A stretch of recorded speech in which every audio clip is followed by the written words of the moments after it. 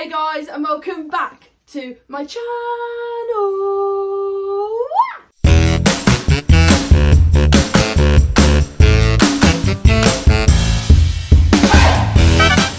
When I've spoken to people about my ADHD diagnosis, I'm always kind of met with, well, I bet you have loads of energy. I wish I had that amount of energy. Some people's ADHD might manifest like that, but not everybody's ADHD manifests like that, and mine certainly doesn't. So for today's video, I want to share with you 6 ways that my ADHD hyperactivity affects me. And you might be thinking like, how many different ways can hyperactivity affect you? It's just like being hyper, isn't it? no, you're wrong. You're wrong. What people don't realise is being hyperactive doesn't mean that you have boundless amounts of energy. When I started to learn that it's way more complex than that, and it's a lot deeper than that, and it goes a lot further than just that, I started to realise just how hyperactive I was. So number 1, my hyperactivity manifests in me talking really, really fast. And honestly, it gets on a lot of people's nerves.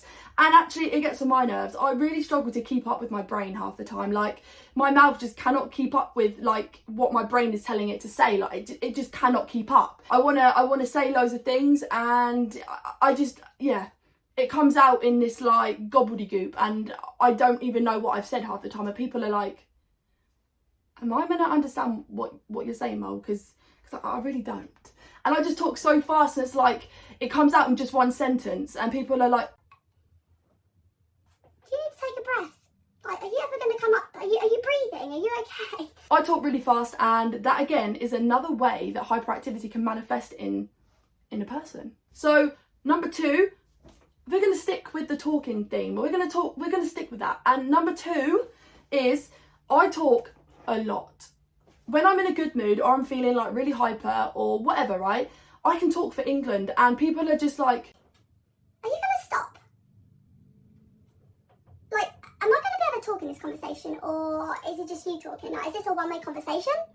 Because like, I will talk, and people are looking at me, and sometimes people grin at me, like, because they're just like, you haven't shut up. And I'm just like, oh, sorry. But I get really like invested and really passionate about what I'm speaking about, and then I don't shut up. Yeah. So number 3, again, we're sticking with the talking theme. Like, yeah, I interrupt a lot of people's conversations. So if I'm out and about and I'm talking to somebody, I'm in a conversation with them, or I'm not personally talking to them, they're just like in my space, and I'm like listening. And yeah, well, if I feel like I've got something to say, like I don't mean to, but I'm just so I'm hyper talkative that I just like, yeah, I just interrupt. So yeah, being hyperverbal is a huge thing for me, as you can tell, because the first 3 things of what I've just shared with you are to do with talking. So yeah, I'm super hyperverbal, and it does get on people's nerves, and it gets on my nerves too. I do really wind myself up sometimes, and then I apologise, because I'm just like, I know how annoying that probably is, and I'm sorry. So yeah, I am well aware that I can be really hyperactive when I'm talking, and it comes out in all different aspects of my communicational skills. Yeah. I mean, sometimes it comes out of me being a little bit hyperactive, like this. Ooh. That's it. Whoa, I'm feeling dizzy. Whoa. So for number 4, the next one is I'm constantly fidgeting or stimming. So I've actually reached out to my doctor because I'm really struggling at the moment. I'm really struggling at the moment with like skin picking. I don't want to show you, but like they're disgusting, and I am really struggling with it. I'm constantly picking at my fingers, and they're so sore. Like, I don't know why, but I have the urge to just like always like chew the skin around my fingers, and I know there's a name for it, but I don't know how to pronounce it, and I'm not here to make myself look silly. I don't like it. It makes me very, very self-conscious, and it's really, really sore and painful.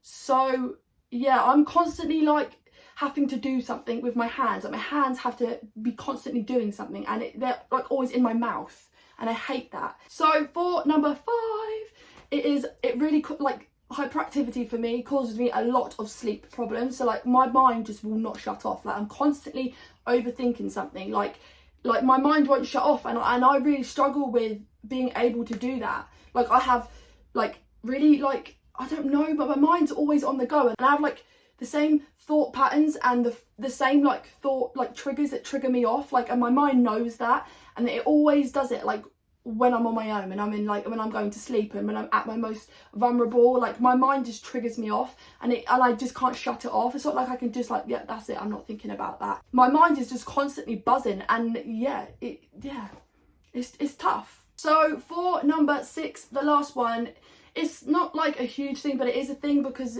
the world just doesn't work like this. But anyway, I like to be doing something every day. So like, I'm not one to sit indoors. Like, I just want to be out and doing something. Like, I don't like routine. Like, I like to be every day doing something maybe impulsive or a little bit spontaneous, something that's not planned. I don't like plans. I like to just do what I want. I'm like a free spirit. I like to go out and do this, do that, do this, and not really worry about anything. Like, I don't like that.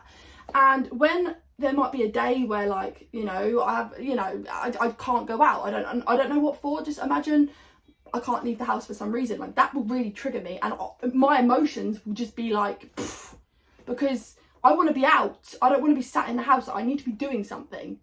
I need to be out of the house. And again, you can see where the problems could be caused, because sometimes life just doesn't work like that, and it doesn't work like that a lot. But I like to be out doing stuff, and not everybody in my family, you know, in my circle likes to do that. And I don't like going out by myself. So sometimes I'm literally like, well, someone just come out with me. I don't care about your feelings. I just need to get out of the house. And it's not fair. So yeah, I really hope that you've enjoyed this video, and yeah, I will be back very soon with another video. But remember to like and subscribe down below, and yeah, I'll see you next time. Bye.